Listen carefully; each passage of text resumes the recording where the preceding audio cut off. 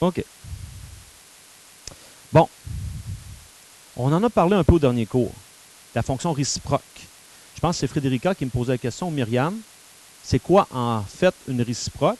Puis je me souviens que la réponse que j'ai donnée, c'est, par exemple, ton salaire est en fonction de tes heures. Bien, si tu voulais connaître tes heures en fonction du salaire, on isolerait le X. Donc, on interchange le X et le Y. Ça, c'est lorsque j'ai un contexte. Sans contexte, on verra comment on fait. C'est simplement échanger X, Y, puis je ramène mon Y du côté gauche de façon à avoir une nouvelle fonction. Regardez bien. Graphiquement, on trace la réciproque d'une fonction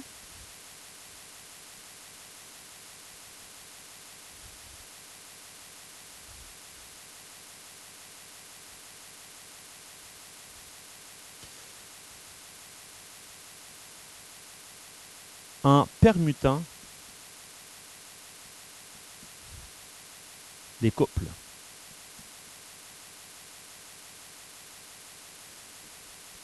C'est ce qui est à la base d'une réciproque.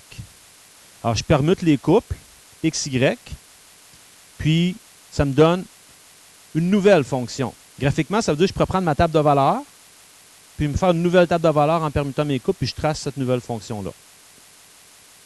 On pourrait se rendre compte que ça revient au même qu'en faisant une symétrie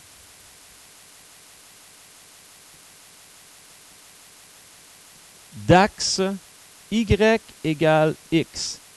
Quand je dis d'axe y égale x, petit dessin pour vous le faire comprendre,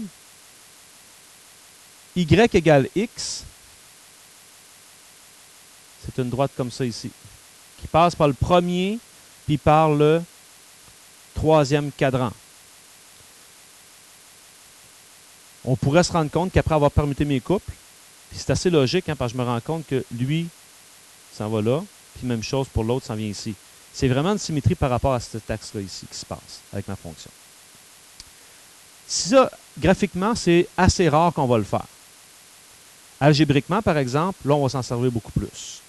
Donc, algébriquement, comment je vais faire pour faire la réciproque? On obtient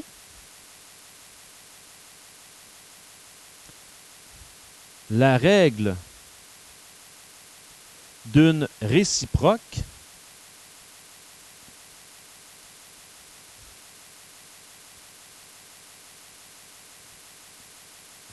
en permutant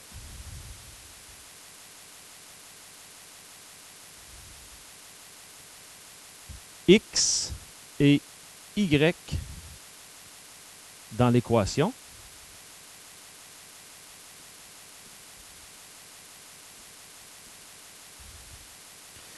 Et en isolant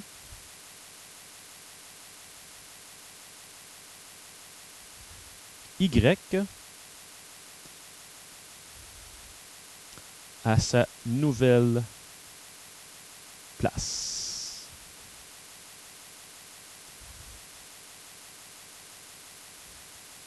On voit avec 12 exemples. Un exemple sans contexte, puis un exemple avec un contexte. Donc, j'ai ici f de x égale 3x plus 5. Si je veux faire la réciproque de ça, je prends mon x, il prend la place du y. Mon x ici, c'est le y qui prend sa place. Au lieu d'écrire f de x, je vais écrire y plus 5. Moins compliqué à traîner. Donc, première des choses, j'ai permuté x et y. Je isole à nouveau mon y. Donc, pour isoler y, x moins 5 égale 3y. On divise par 3. Donc, x moins 5 sur 3 égale y.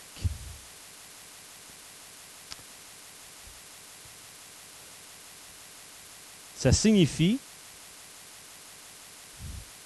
que ma fonction réciproque, il y a une façon de noter ça. C'est f moins 1 de x. F moins 1 de x. C'était f de x, ma fonction. La réciproque, f moins 1. Bien, la fonction réciproque est donnée par x moins 5 sur 3. Puis, en termes clairs, là, ce que ça signifie, si je vous avais demandé de tracer ceci et de vous faire une table de valeurs, instinctivement, vous auriez trouvé des valeurs de x et ça aurait déduit des valeurs d'y. Ça ici, ça veut dire que tu as comme déduit, trouvé des valeurs d'y, tu en as déduit des valeurs de x. C'est ça qui se passe entre les deux. Kevin, tu avais une question?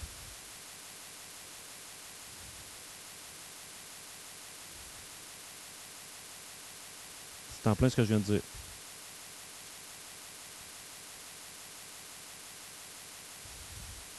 Ça va? C'est une notation, c'est universel. C'est pas moi qui ai inventé ça, là. C'est la réciproque. Quand on cherche une réciproque, on met -1. Ce que je peux te dire, Kevin, c'est que très souvent, nous autres, on va partir de cette fonction-là. Quand je cherche un x, je vais remplacer y par sa valeur, puis je vais isoler. Ma réciproque me permet, par exemple, dans une procédure informatique, dans un programme, de pouvoir aller donner directement la formule quand j'en ai plusieurs à faire. Ça peut être une application.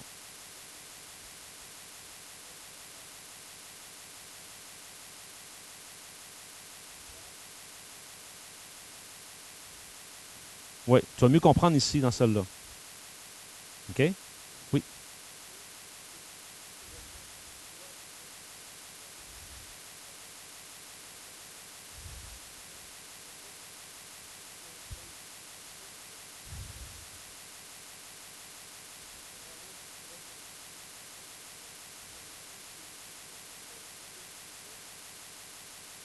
Bon, ici, on dit soit P de Q égale 20Q plus 100. Imaginons dans ce problème-là que P, c'est le prix, et Q, la quantité d'un produit quelconque. Alors, il est évident que, placé comme ça ici, que le prix dépend de la quantité. Si je fais sa réciproque,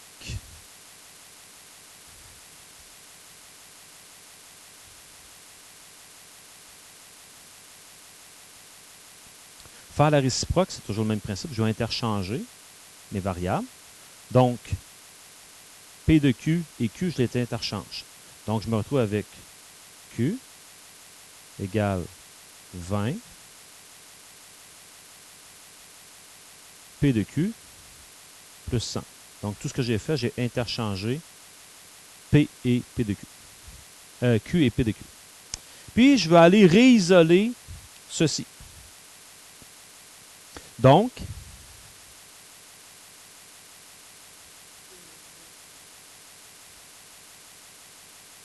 oui.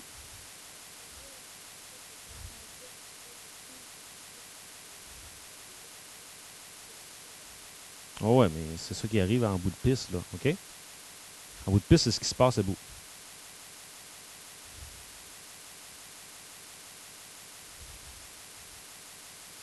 Mais, juste pour pas... je vais repartir d'ici pour voir ce qui se passerait normalement, OK? Parce que là, je veux vous montrer ce qui se passe quand je vais réisoler l'autre en fonction de l'autre. C'est-à-dire, P de Q, j'ai ceci.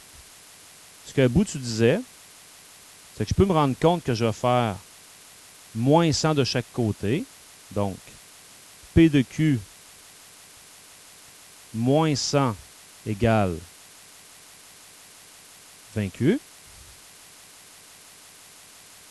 Si je fais diviser par 20, P de Q moins 100 sur 20 est égal à Q. Oui. Et ici, qu'est-ce que je peux dire de cette forme-là? Je peux dire que la quantité, écrit comme ça, dépend du prix.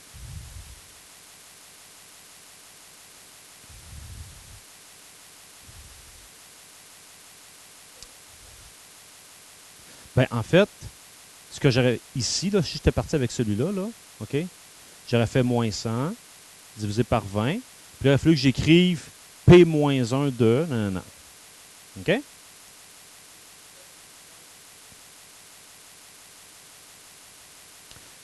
Ça ici, c'est la réciproque. C'est la réciproque. Si je t'écris P-1 de Q, sachant que ici, ça veut dire que le prix dépend de la quantité, eh bien, P-1 de Q, ça signifie que la quantité dépend du prix. C'est comme ça qu'on doit le voir. Et pour la trouver, ben, c'est le travail qu'on a fait ici. J'ai isolé. Ici, je le garde de cette manière-là, OK, parce que j'ai un contexte. Oui. Oh oui, parce que je n'avais pas de contexte en haut. J'ai aucun contexte ici.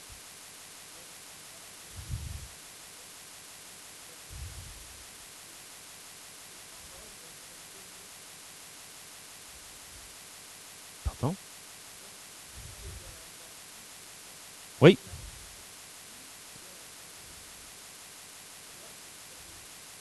Non, ben, dans le fond, ici, dans le fond, ce que j'ai fait ici, j'ai juste interchangé ces deux-là, mais j'ai arrêté mon travail là pour ne pas vous mêler, OK?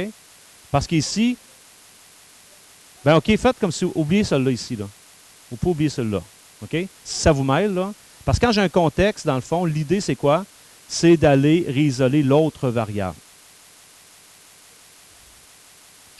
Je ne permets pas, oui.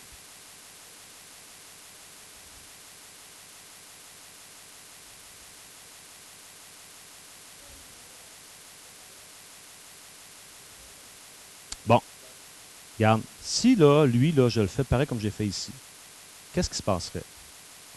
Il se passerait que, je dirais que f de x moins 5 égale 3x. Après ça, je dirais que f de x moins 5 sur 3 égale x. Je ne suis pas loin de ça ici. OK? Ça, c'est si je dois chercher le x en fonction de.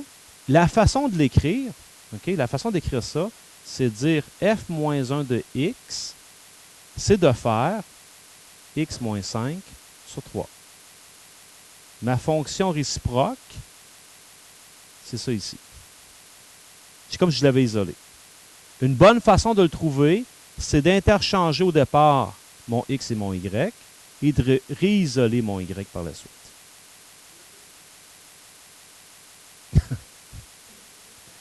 Les deux façons, si j'ai un contexte, j'isole. Si je n'ai pas de contexte, je permute et je réisole mon y. Okay? Je vais juste isoler. OK. Vous allez voir, lorsque on va arriver dans une fonction concrète, ça va être beaucoup plus évident de voir ce qu'il faut faire. Okay? Parce que là, présentement, je ne suis pas attaché à une fonction. Donc à ce moment-là, c'est moins évident.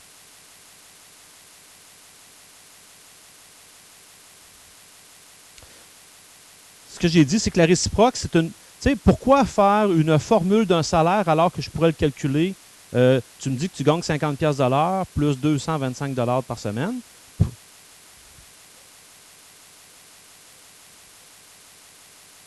Ben, c'est parce que si j'ai une série de calculs à faire ou si j'ai à faire des propriétés de la fonction réciproque, son domaine, son image, ainsi de suite, je travaillerai avec la fonction qui est ici. Oui.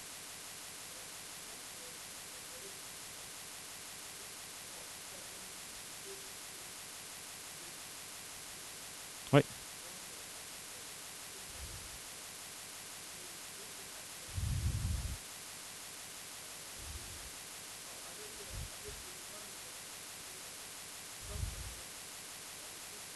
Oui.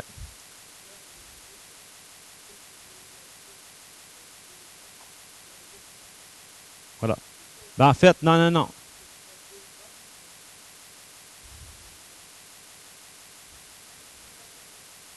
Non. Une fonction définie par partie. Bon, ces fonctions-là, elles sont constituées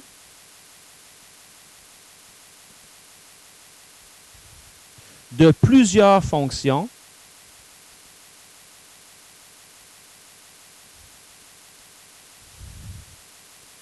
définie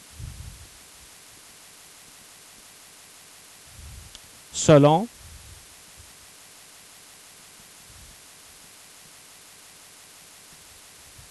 différents intervalles du domaine.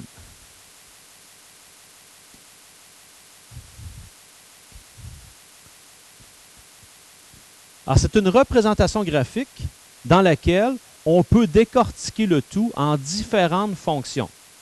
Par exemple, j'ai ici la vitesse d'une voiture qui accélère de plus en plus, maintient sa vitesse, puis ralentit de façon constante.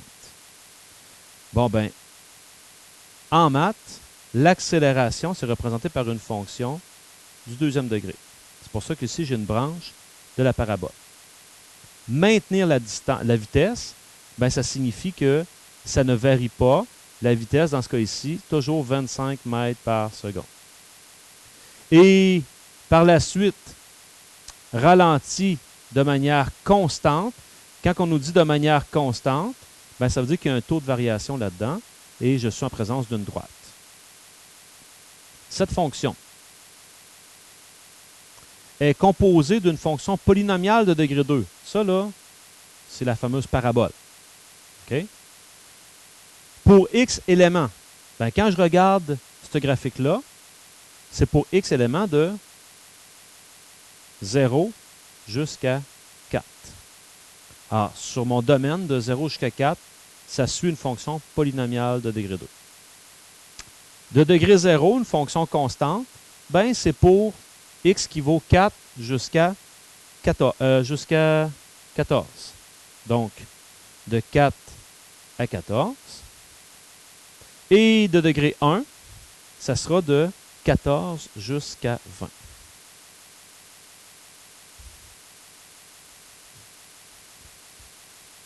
OK.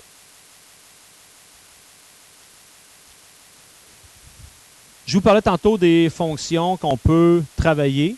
On peut combiner des fonctions, on peut faire des opérations sur les fonctions. Tout le monde sait que lorsque j'ai une affaire comme ça, ici, ça représente une droite. J'ai derrière ça AX plus B. Et lorsque j'ai une droite, peu importe comment elle est placée, que ce soit une droite croissante ou une droite décroissante, bien, le domaine d'une fonction comme ça, c'est toujours de moins l'infini jusqu'à plus l'infini. On peut parler à ce moment-là de... Est-ce que tout le monde est à l'aise avec les réels? Parfait. Ah, dans les deux cas, ce sont les réels. Avec l'exemple qu'on a ici, on va toujours travailler avec f de x qui vaut 2x moins 5, g de x qui vaut 4x plus 2. Puis, on veut voir h de x égale f de x plus g de x correspond à quoi? Ben, on pourrait dire ici que ça revient à faire 2x moins 5 plus 4x plus 2. L'addition de mes deux fonctions, je les prends, je les additionne. Et je peux me rendre compte que ici, là-dedans,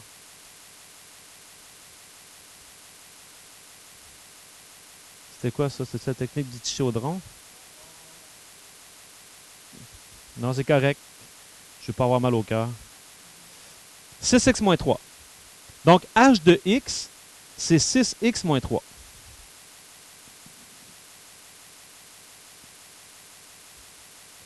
On peut noter, juste en dessous, si je m'intéressais au domaine de ça, qu'est-ce qui se passerait? Donc, on obtient le domaine du résultat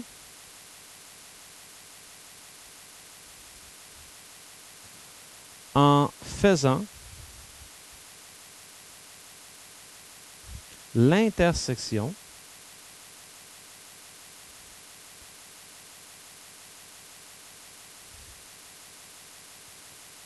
des domaines.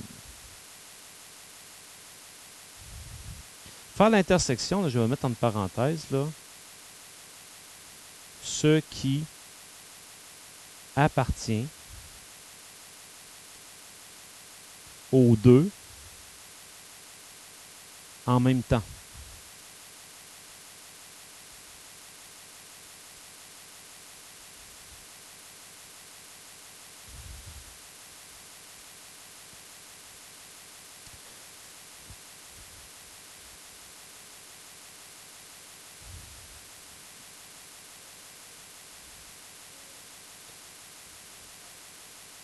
Non, c'est pas ça que ça veut dire. Ce que ça veut dire, c'est que je regarde le domaine de ma fonction f. Ma fonction f, son domaine, c'était les réels. Ma fonction g, son domaine, c'est les réels. Qu'est-ce qui appartient aux deux en même temps? Ce sont les réels. Une façon de l'écrire, j'avais les réels. L'intersection avec les réels me donne les réels. Mais si j'avais une situation où une des fonctions que son domaine, c'est les réels, puis que l'autre, par exemple, c'est juste les nombres pairs, bien, l'intersection des deux, qu'est-ce qui est commun aux deux? C'est les paires. Les paires, c'est les seuls nombres qui sont dans les deux à la fois. Ça serait mon domaine de la somme de mes deux fonctions. Erika. Frédérica.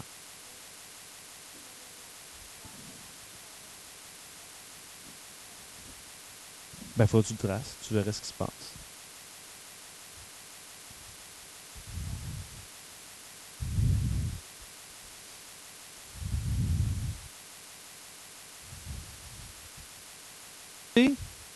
Le principe de la commutativité avec les opérations de base, addition, soustraction, division, multiplication. Vous savez quand c'est possible ou pas. Ce qu'on va faire ensemble, on va aller voir dans les fonctions si c'est vraiment le cas aussi.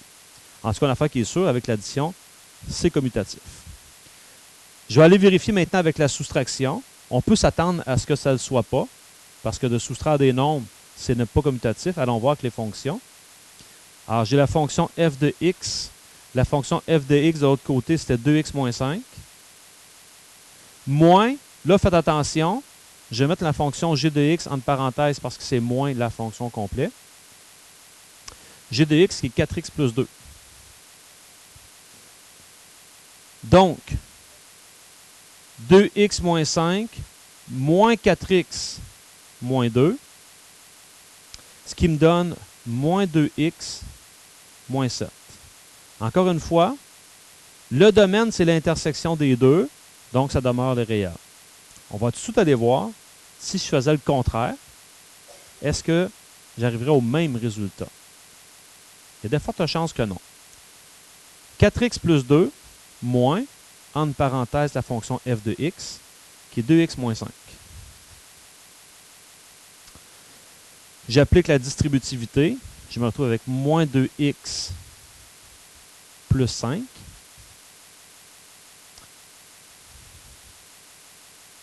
Pardon. 2x plus 7. Donc, ce n'est pas du tout la même chose. Et c'est peut-être un hasard ici que ça arrive au contraire comme ça. Donc, on peut confirmer que la soustraction de fonctions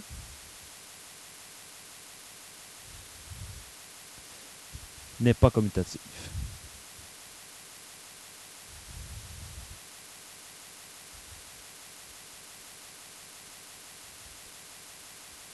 Troisième exemple, logiquement, ben, on serait rendu à essayer avec la multiplication.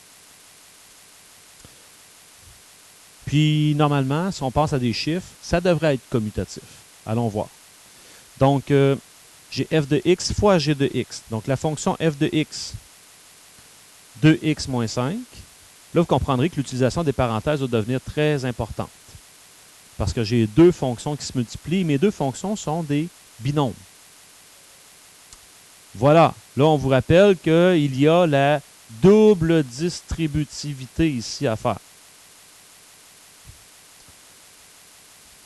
Donc, je me retrouve avec 8x2 plus 4x moins 20x moins 10. Ce qui me donne 8x2 moins 16x moins 10.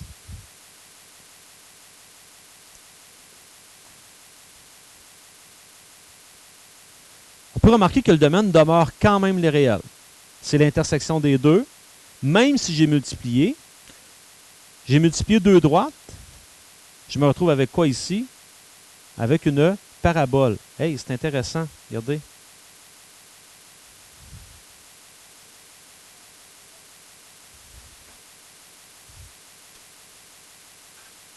Ce que vous pouvez faire, regardez bien ça ici. Ben, en fait, je vais aller multiplier à la place. Là.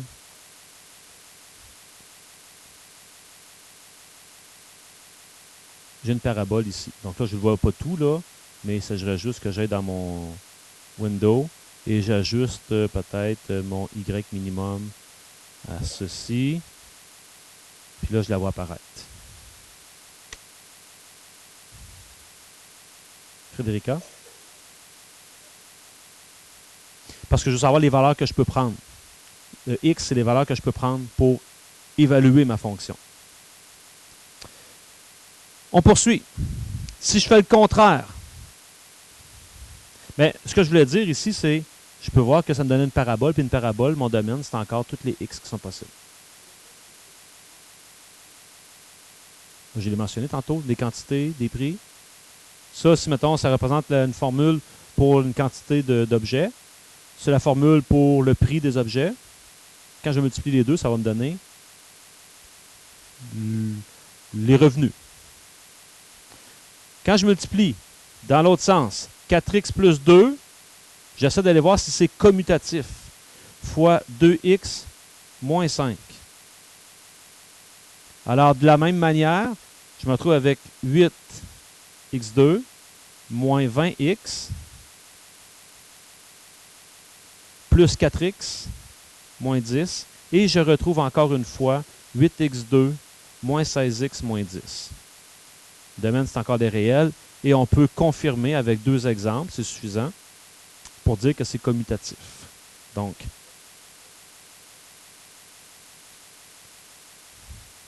je l'ai expliqué tantôt, imaginons que tu en as une que c'est les réels, puis l'autre, c'est juste les nombres pairs. Ou tu en as une que c'est les réels, puis tu en as une autre qui a fait juste ça comme ça, puis c'est juste les nombres négatifs. Ben, les deux ensemble, ce qui est commun aux deux, c'est juste les nombres négatifs. Parce qu'on compare des droites avec des droites. C'est moins visuel. Puis c'est parce qu'on ne connaît pas toutes les fonctions encore.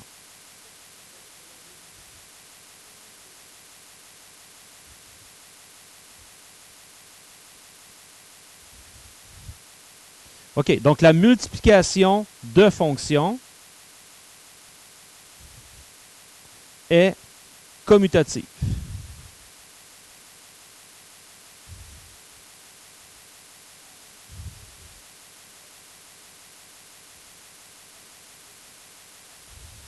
Ah ben non, mais j'ai dit des nombres pairs, mais à vrai dire, dans les fonctions, je serais mieux de t'exprimer ça comme étant, par exemple, une... Tiens, je vais venir ici, tu peux plus mieux voir.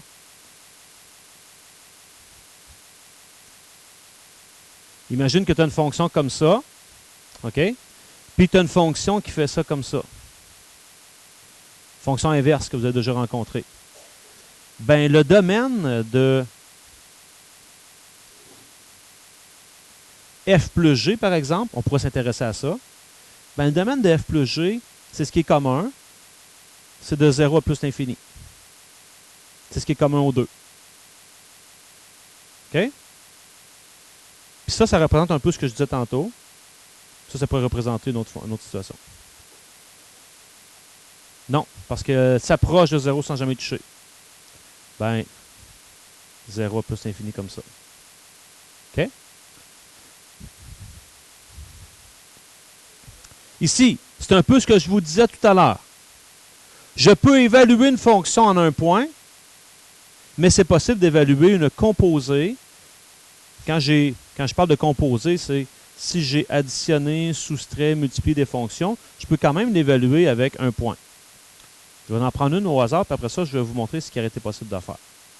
Donc, faire f plus g en 3, ben c'est comme faire f plus g, on avait trouvé que c'était 6x moins 3. C'est comme 6x moins 3 si x égale 3. C'est ça que ça veut dire. OK? La page précédente, on l'a calculé f de x. Non, f plus g. Donc, ça ici, c'est comme faire 6 fois 3 moins 3, qui donne 15.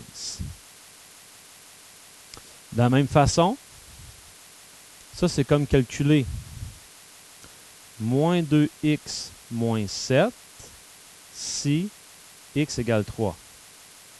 Moins 2 fois 3 moins 7, moins 6 moins 7, moins 13.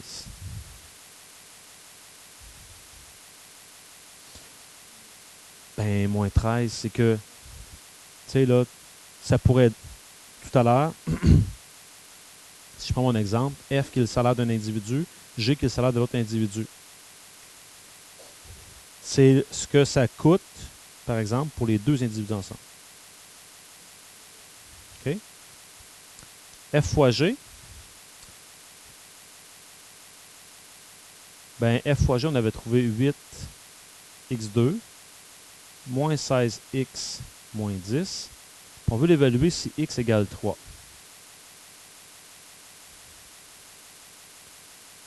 3 carré, moins 16 fois 3, moins 10.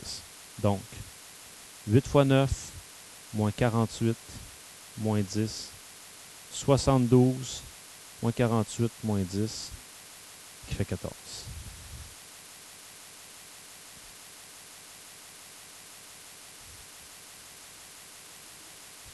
On va s'arrêter ici.